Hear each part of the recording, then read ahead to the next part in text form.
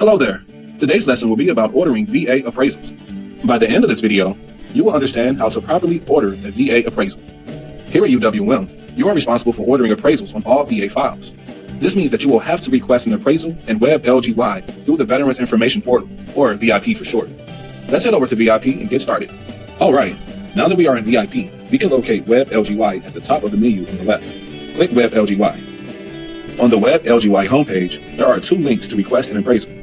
You can scroll the cursor over the long selection in the top menu, which will activate a drop-down menu where you can select Request Appraisal.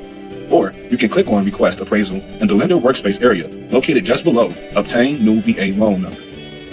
Click Request Appraisal. Next, we will select the appraisal type. Select LAPP and enter the borrower's social security number and year of birth. Once done, click Submit. Next, select the borrower as the primary obliger and click Submit again. You will then be taken to the actual appraisal request. You can start by filling in the sponsor's identification number. And please note that the requester is the broker requesting the appraisal. Continue your request and fill in 1B, 1C, and 1D. For 1E, you can select Yes to allow the Assistant Approval Processing Program to be used for the appraisal assignment.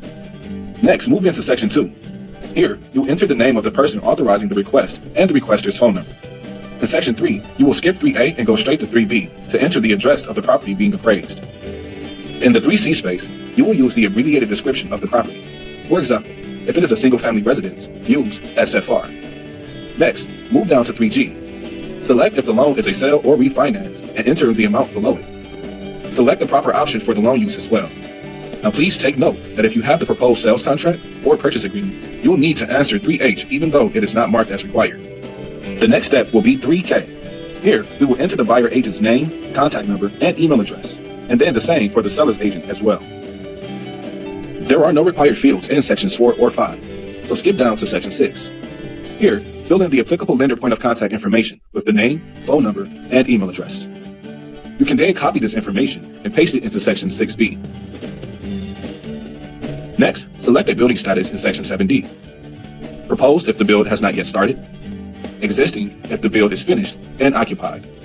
And new construction if the property is less than a year old and has never been occupied. Continue down the application to Builder Sales Office POC under 7E. Select the building type and the correct number of living units. A single-family home would have one family unit. Skip Section 8 and fill in all of the borrower's information in Section 9, including the phone number and email address under 9B. Click the box for acceptance of responsibility in the bottom left corner and then click Submit. Once the appraisal request has been successfully submitted, you can upload the sales contract if you have one. Click Upload Sales Contract, then fill out each of the required fields. Select Sales Contract as the document type and enter Sales Contract for the document name. Be sure to select the proper file when choosing the file to upload. Once it is uploaded, click Submit and you are done. Great job! You can now understand the proper way to order a VA appraisal. If you have any questions, please reach out to your account executive.